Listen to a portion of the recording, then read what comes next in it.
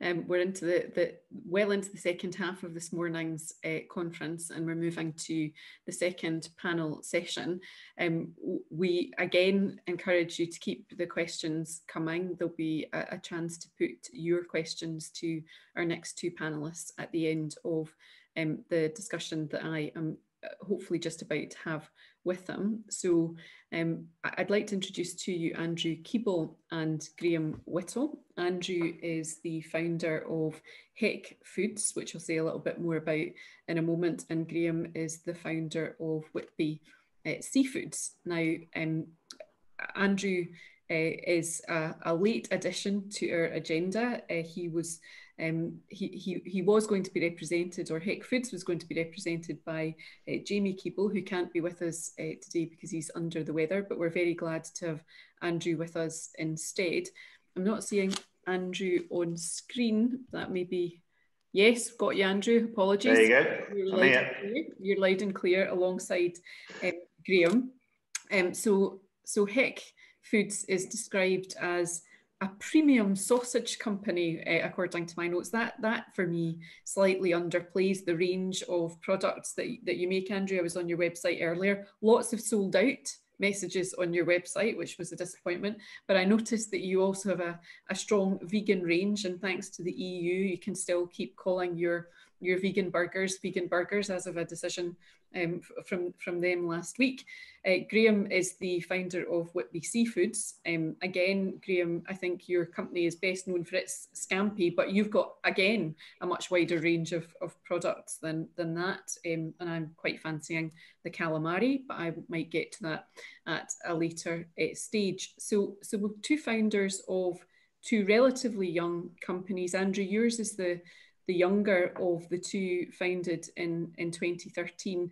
And many of our delegates may not know the background to the company and how you got off the ground. Do you want to start by just telling us a little bit about Heck Foods and what you do and how you got to where you are now? Yes, of course. Hello, everybody. So we've been in the food business for many years, had one brand and sold it really badly, actually. We sold it on an earn-out deal, which I'll never ever do again. And Heck is not for sale. So we launched Heck in April 2013 with a very clear view of what we wanted to do.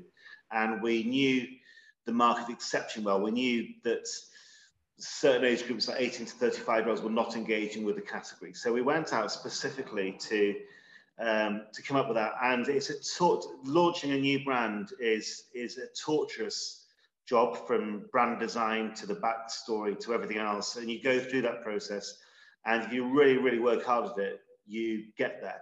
So we launched into Tesco's, which is our first customer, but we've always said that getting a listing actually is a relatively easy thing to do. It's actually keeping your brand on the shelf there and growing it really, really well. So we launched, as I said, back in April 2013. We're really well. We've got Tesco, we've got Asda on board.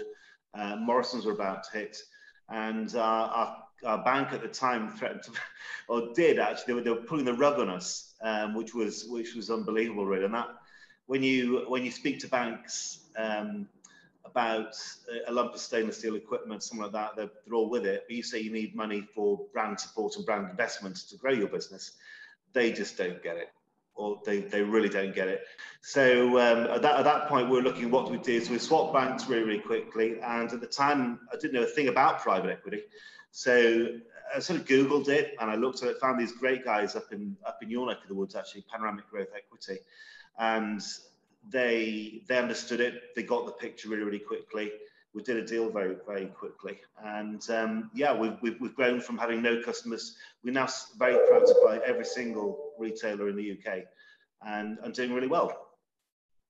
Well done. Well done. That's a very useful introduction, and no doubt the bankers in the audience will have something to say about it. Quite right.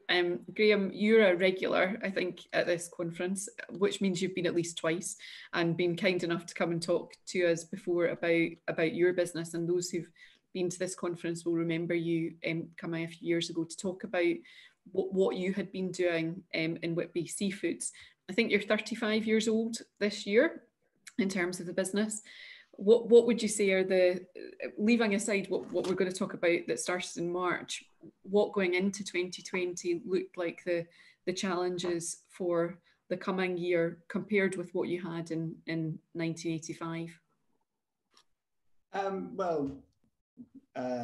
Rather like Andrew, we've been obsessed with building a brand, and it is a very slow progress, and success is only possible if you stick at it and keep putting money in it, money that you could do other things like pay dividends or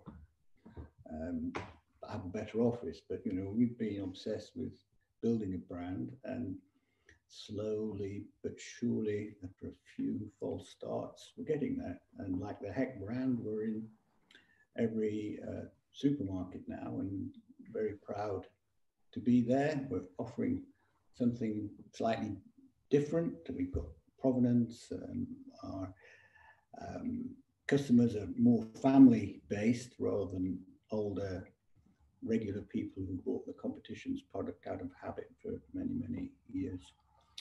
And we started off initially in 1985 supplying small frozen food wholesalers that supply pubs and restaurants. That market's consolidated now. You can't start a little business in a 6,000 square foot factory and make a living selling to frozen food wholesalers. And then to build, we certainly got the strongest brand in food service for Scampi, and we haven't got the strongest brand in retail with frozen Scampi, but that is our ambition. And I think one of the developments that I understand you've been involved in most recently is buying your own fishing boats or acquiring your own fishing boats for the business. That perhaps might strike some in the audience, if I've described it properly, as being a bit unusual. Do you want to talk about what motivated you there? Yeah, well, I'm sure Heck Foods don't go around buying farms and pigs and to help their supply chain. They leave to others whose expertise is producing pork or whatever the other ingredients are. But our industry is peculiar that it depends on fishing boats going out, catching the product and bringing it back in again. And the fishing industry wasn't catching or isn't catching the quota. You know, everything's, oh, quotas, they're going to, you know, it's going to undermine your business, all these quotas. They weren't catching the quota. They were like 30% off the quota. And there were lots of, you know, theories as to why that was, but it was no more than talk at the bar, really. People just making up. We really want to understand what the problem was. So we felt that engaging in the supply chain would be a good learning exercise, and it has been breathtaking. And it's proved successful for you, Graham. People we've met, the goodwill that people have given us, because they appreciate what we're doing, they get it. There's like over 200 fishing boats fishing for Scampi. The vast majority of them are owned individually by the skipper. That kind of structure can't do analysis on research and development, better methods, negotiate with government organisations. So we're trying to have some influence. We don't necessarily want to be a fishing company, but we want to have some influence on the supply chain. So Andrew, that's a kind of challenge, isn't it, that Graham's set you? Are you in the market for a pig farm? And if not, what's your kind of response to that? The point. Well, I am an ex pig farmer. We used to farm a lot of pigs. We still do farm 1,000 acres. It's for us just, you know, we'd really like to do it, but the numbers get so crazy now. So we use the shoulders from 6,000 pigs a week. So to do that, you have to start farming half of Yorkshire. And then in the meat industry, the carcass balance has always been something that nobody's ever got right. No one's ever got it right. So that's why bits of pork are flying all over the globe, really. And that's one thing that really has affected us, funnily enough, over the last 3 years, with so much going to China. So we use just shoulder pork, and the Chinese market loves shoulders. It loves pork shoulders. So that's driven our price really, really strongly. So passing that price on to the retailer is always, it's always a hard conversation, really. But you go, and then if your brand proposition is right and the reasons to do it, the market's there, you know, you'll always get your price increase. But you know, we can at the end of the day, we can ask the consumer to pay for a fantastic plate of food, a wonderful brand, but what we can't ask them to pay for is inefficiency, whether it be in processing or in purchasing. So yeah, we do that, but I completely agree with what Graham's saying. You know, to have that close supply, so you can actually, in effect, you know, you're going to get hold of it. And you know, we've been in bidding wars for pork over the last, and it has been crazy. It's coming back now, but it's been crazy. And you know, we saw our raw material go up by over £1.40 a kilo, which to us is huge. It's absolutely massive. That security of supply is obviously a big issue. We're going to come to what has happened and what has changed in the course of this year, but coming into 2020, in addition to that, the supply issue that you've described, what would have been your top 3 sort of agenda items for the business coming into 2020? Well, the start of 2020, it's really about profit, keeping the growth there, and gaining listings and supporting those listings with brand support. I mean, that sounds a bit of everything. I've heard a lot of people talk today about the workforce and securing the workforce. Absolutely, it's about, you know, certainly being what we've all been through. You know, we haven't had anybody on furlough. We've not furloughed anybody because we haven't. Wasn't what we really have to. We've got people to work so differently, really. But I suppose going into 2020, you know, we are a very young business. We've got high hopes. I work in operations and it's a dip into sales. I mean, Jamie, my son, who should have been on this call today, he's sort of head of sales now. So it's really sort of pushing those sales out and making sure we hit our targets. So our sales budget targets, you know, we have a very good board, actually. It's a very small board. We don't have a committee. Our investor sits on a chap called Stephen, a good chairman called Mark, who's a good guy, my wife and I and Jamie. And we sit there, we do our sales budgets, and our sales budget is £32 million for this year. But in the sales room office, we've actually got £40 million on there. So how are we going to get to that stretch onto there? And it's really sort of pivoting, diversifying, you know, looking at what we can do to keep growing the market. And the market is getting ever more competitive. And of course, life does get then much more complicated when you get into February, March time of this year. And again, just in advance of this morning, I saw reference to the interview given in May of this year, pretty pessimistic, which is not a criticism, entirely understandable. But I think you said at that time, you know, looking ahead, it didn't look like it was going to be a happy time. And that one of the things that you might have to do to respond to that might be automation in production, which I'm sure may have been on your agenda.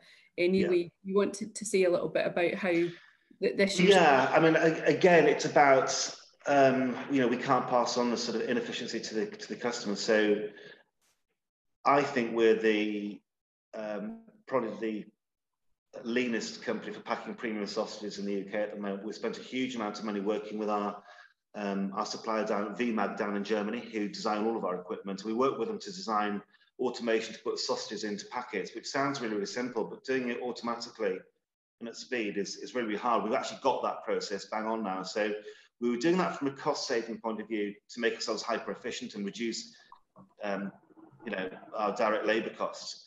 But luckily, that timed in with actually the COVID outbreak when we looked at social distancing. So we've lost a huge amount of people in the production hall there.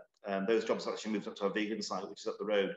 So we haven't actually lost our staff count down yet, but we're just hyper efficient now. But it was, you know, the COVID epidemic, you know, blow. And that's actually why Jamie isn't on the call today. He actually got tested for COVID. He's got a positive test with it. So, you know, it is just at the moment, it's really coming up again. And in our industry, same as Graham's, it's absolutely rife at the moment. Graham, how has 2020 affected Whitby, and I suppose rather than just how has it affected Whitby, how has Whitby responded to it? Yes, well, we were obviously very worried when the crisis started in March, and half of our business is eating out of home, supplying people like Wetherspoons and Great Brothers, and that market collapsed. That was sort of half of our business, more than half of our profit source collapsed, and we were kind of a bit worried. Obviously, with hindsight, if people are not eating out of home, they're going to be eating in home. So our sales grew in retail, and we were very pleased by that. And the thing that was we supply most of the own label scampi in the country. That grew, but the Whitby brand grew a lot. The market for scampi grew. It's a small industry. Grew from a retail selling price from 50 million to 70 million. That was a 20 million. In the course of this year, Graham? Yeah, on an annualized basis, as a consequence of people shopping more at home. And the frozen food aisle was very busy because you didn't have to shop so often if you bought frozen food. But of that growth, we got half of it, which we were very pleased in our brand. So we were, according to Kantar, 1 million new shoppers bought our product during this period, which is a tremendous opportunity for people to try the product who haven't tried it before. And a big chunk of those new customers were online. They were buying it from Ocado, and they were buying Tesco online or Morrison's online. So we were, we were chuffed with that, and it's sort of like the gloom was lifting a little bit as a consequence. But the margins aren't as good in retail. So we're selling more product, but it's not making a margin per kilo that we've lost on food service. So we need to sell more. We need to sell more. What are we going to do to sell more? And we have a bigger board than Andrew. There's nothing special or good about having a big board. I've got 3 of my family on the board, and me, that's 4.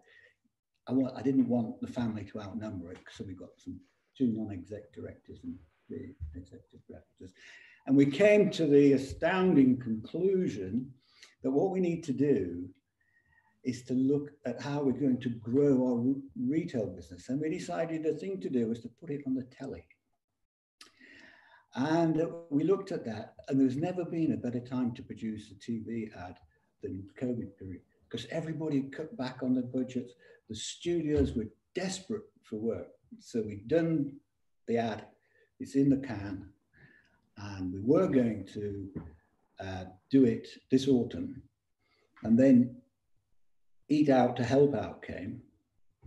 And all of a sudden we're really, really busy because the food service has come back with bells and whistles on, and people are doing staycations. So we've postponed the ad that we've produced till next year, when the range reviews are going on at the moment. And hopefully we'll have more shelf space next spring when this ad comes out. I'm quite disappointed, Graham. I'd hoped you were going to say that it had already been launched, and I was going to do a straw poll of our attendees to see what sort of reaction you were getting to your advertising campaign. So we'll maybe do that next year. Just before I go back to Andrew, we have talked about supply chain, and we've talked about your fishing boats, and I'm afraid we did talk about Brexit with James earlier. Where are you on the end of the year and fisheries policy, and how it will affect your business? Or are you just taking the view that whatever happens, you will have to respond to it? Sorry, go on. Was that to Graham or Andrew? I wasn't quite sure. It would come to both of you. I'm going to start with Graham just because. That's fine. Yeah, crack on, Graham. And I'll come back to you on pigs. So if we start with the fish, Graham. undoubtedly, it's a great opportunity for the British fishing industry, half of which takes place in Scotland. It's a fantastic opportunity. It's difficult to see that whether we have no deal, half-baked deal, or a proper Brexit deal, that somehow it's not going to be beneficial. I don't think we're going to get everything that we would like, but it's definitely going to be better than it has been. And quite honestly, the industry, the fishing industry and the industries connected to it have had the stuffing knocked out of them over the last 20 years, thanks to the common fisheries policy. It has been, it's sort of demotivated people. Boats have been decommissioned. There are ports where hardly anything's going on. Whitby, for example, used to be full of fishing boats. The biggest boat now in Whitby now is the fisheries protection vessel, and a few little boats that go catching crabs and lobsters. That may all come back, and that would be absolutely fantastic. And I can't understand why Scotland isn't more enthusiastic about it. But like everything, it's not dead simple, is it? We get more quota, but how are we going to catch it? Where's the boats? We ain't got the boats, and the boats we've got, I've just mentioned, they're not catching the quota now, let alone this bigger quota that we might get. And that one of the big issues is crewing, having people who want to go on a fishing boat to go fishing. And a lot of the crews, especially in the Western Isles of Scotland and in Northern Ireland, they're foreign crews. And the Home Office has been very strict about not fishing inside the 12-mile limit with people who aren't EU nationals. Well, EU nationals don't really want to go fishing. They can find much more comfortable things to do. The best fishermen are people from Sri Lanka and people from India. They know how to fish. Well, they know how to work on a fishing boat, and they're used to living on a fishing boat and sending money home.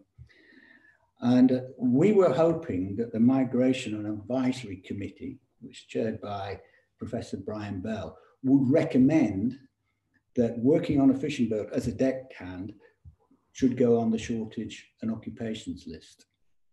And he has. It's fantastic. It's fantastic, he has.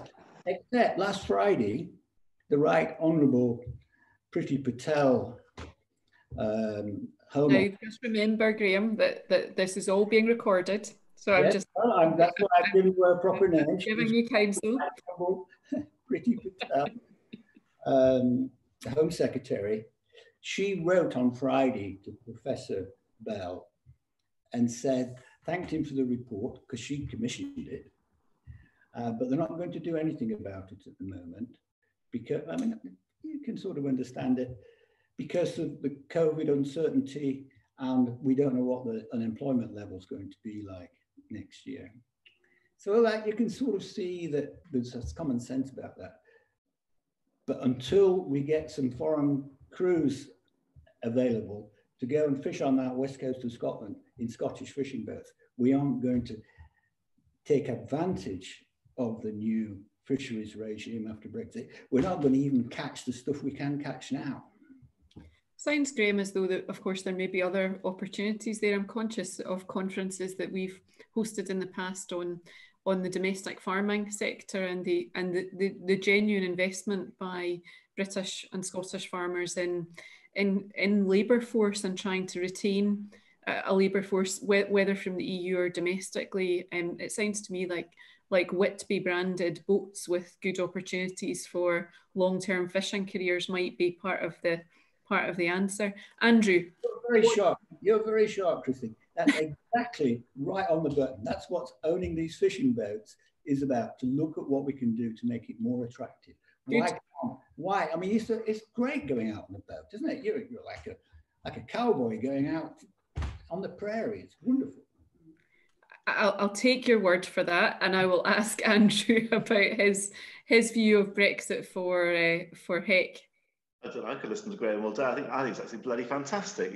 I think, you know, Graham for PM, you should do Absolutely, Brad. I love everything you're saying, and you know, like us, you've highlighted, you know, workforce, which is a problem. We've got 180 people employed in the business. We know we're not big, but everyone who actually makes and does anything is from Eastern Europe, and that is just a fact.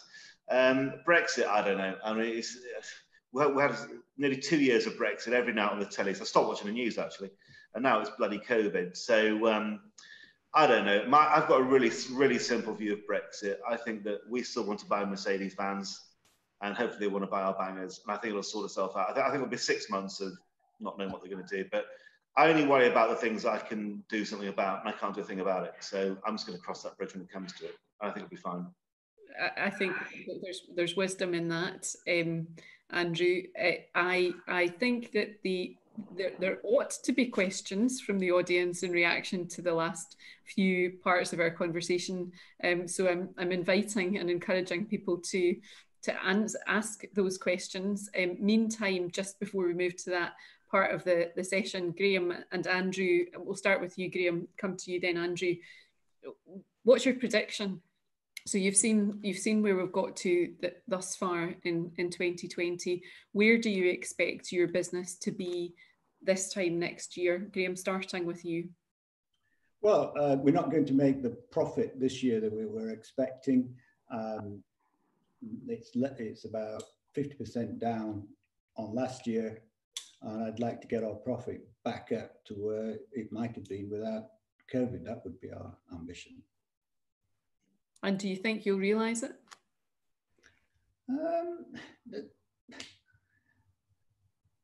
How strongly is the food service going to come back? I don't know. That's what's needed. I don't think we're going to advertise our way into replacing what we've lost on food service. I kind of think that it'll be a blip, that, you know, 3 years from now, we'll be worrying about something else. I hope you're right, Graham. Andrew, do you feel the same way? Yeah, I'm a little bit more upbeat actually, but we don't do. I actually could make a penny in food service. It's funny listening to Graham where he found food service quite profitable and retail not as much. We just focus on detail retail. That's all we do. And the few times we've gone into food service, I've not made a penny out of it, because they wanted, I didn't get it really. So I've got quite a good. Really upbeat look for this year. Actually, I think it's going to be good. The biggest challenge is there's a big race to the bottom in retail price at the moment. So I think if you keep investing in your brand and keep doing all the right things, you know, you're going to talk about advertising on TV. We've just done a little bit of that, and we're doing a bit more next year too. So I think keep investing in the brand and focus on the consumer. That's all we do as a business. We just focus on the consumer and what they want, and then that argument actually falls through to the retail buyer. Okay, that's very helpful. Andrew, we've got a question for you, which is connected with maybe my introduction to your business earlier, which is about your vegan products. Uh-huh. So maybe you could say a little bit about how you decided to get into that, because the question is around whether you have experienced any confusion. Does it impact the brand negatively? It doesn't. I mean, we just make great food for everybody, whether it be vegan or a meat eater. We're focused particularly on our chicken business, which is now a huge part of our business. But no, our vegan vegetarian business is 10% of our current turnover. The thing about it is, it's a really, really, really noisy category that's not very big, and that's just a fact. It's a really tiny category. It's about 3%. You know, in the UK, are vegetarian and vegan. So it's small. It is growing, and it's noisy because there's lots of Silicon Valley money going in there. People don't want to miss the next Google, and everyone's talking about these things. The thing is, half of them taste rubbish. So you've got to make great tasting food, because you need repeat purchase. Unless it tastes good, they ain't going to buy it again. So we focus on taste and the consumer. Simple as that.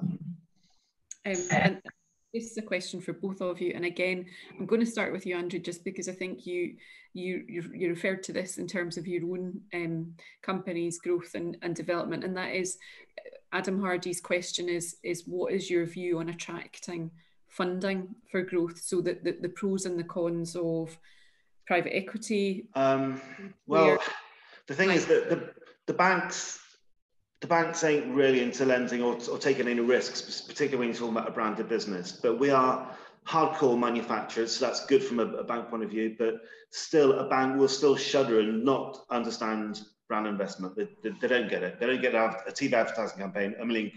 They'll think you've gone crackers. And that's where private equity really had a great role to play for us, because yes, they're slightly in the risk business. They charge like wounded bulls. That's fair enough. That's the game. But they understand that bit. So funding for growth, we've got to a point now where we're making enough money. So we've just spent nearly £1 million on our advertising campaign, just gone. We paid for that out of cash. So we've got to that point now where we don't actually need more money in the business. We're sort of starting to generate cash. So as long as all the retailers don't go bankrupt, we'll be okay. Graham, what's your view? Where would be your preferred option for funding if you wanted it? Well, there are a number of options, aren't there? It's getting a lot easier to get listed on an exchange like Aquis. There's private equity people falling all over themselves. There are private banks that have rich investors who are looking to invest in companies like Heck and Whitby Seafoods. I look at them and think, well, if you don't need it, why go down? Why go down that? If you can actually find a way of doing it without, and so far we've managed to do that. The sort of thing we do, we've made 4 acquisitions. You buy the assets of the acquisition, and so that this is stock, this is a building, this is equipment. You can get HP on that. So the banks looking after that. And then the goodwill, well, if they want to sell it, they're going to have deferred terms. So the vendors providing the funding. So somehow, ducking and diving, we seem to have got to where we got to entirely by reinvesting profits and working with the bank. Which is a nice place to be. A question about demographics, and I think probably, Graham, forgive me, I'm thinking this may apply more to you than to Andrew. I may be wrong, but it's a question around attracting a younger buyer. So I have it in mind that I think you perhaps said that your demographic would naturally be a little bit older. Tell me if I'm wrong about that, and what would you be doing to try to get at the younger market? Oh, well, I think that's very, very observant, Christine. Looking at the sales of Brodies scampi in supermarket does tend to be an older shopper. But what we've done with looking at our market research and talking to our marketing advisors is to be attractive to a mum with children. That's going for the younger part of the market. And it's not on the radar normally, but that's where we've been trying to make progress. And thanks to the lockdown and people shopping those aisles more, we've managed to do that, and it's very, very pleasing. And this ad that we're doing is all about, it's very much a family occasion rather than it being sort of a gourmet occasion or a gastro occasion. It's in a kitchen, the child having his tea. Which is how I remember scampi, Graham. Andrew, you also talked, I think, about the challenge of reaching a younger market, which I always think of myself as younger, and I can't imagine people not buying sausages. I'm astonished. But anyway, so the same question for you, but an extra question from Simon Howie, asking you in particular what you think will be the biggest challenges to premium brands in your sector over the next few years. So over to well, premium brands in our sector, brands have really consolidated. So obviously we track hello Simon Howie, Malcolm Allen up in Scotland. So we look at what they do, and the thing about the Scottish market is Scottish is very, very nationalistic. They like buying Scottish stuff, so they're really, really good up there. In England, when we launched Heck, there was our old brand Debbie and Andrews, there was Black Farmer, there was a whole load of stuff out there, and the retailers have just consolidated those brands down to the ones that just delivered best margin and new shoppers to the category. So we spend an awful lot of money on our data from Tesco's, because that is 30% of the market. So we really look at it, we can see if we're attracting new shoppers to that market or not. So we've now got 60% of branded premium sharing in the UK, which is great. But we never rest on our laurels. You know, we're always looking there. But I think as long as you keep investing in your brand, you will keep attracting those new shoppers and improving it to the retail buyer. That's the end of it. You know, we're you know, measuring on delivering margin to the retailer and bringing incremental growth to that category. That's really what we're sort of, you know, we stand for by that. Well, thank you very much, both. I think we have exhausted our audience's appetite for questioning you, but if I've missed any, we'll make sure that we follow them up with you afterwards. Thank you both again for making time to be involved in this event this morning. I'm really, really grateful for that. You're free to leave, but we would hope that you might stay for the next session. I'm going to hand. It's Amelia next, isn't it? It is Amelia. I'm not going anywhere. Absolutely. Glad to hear it. Glad to hear it.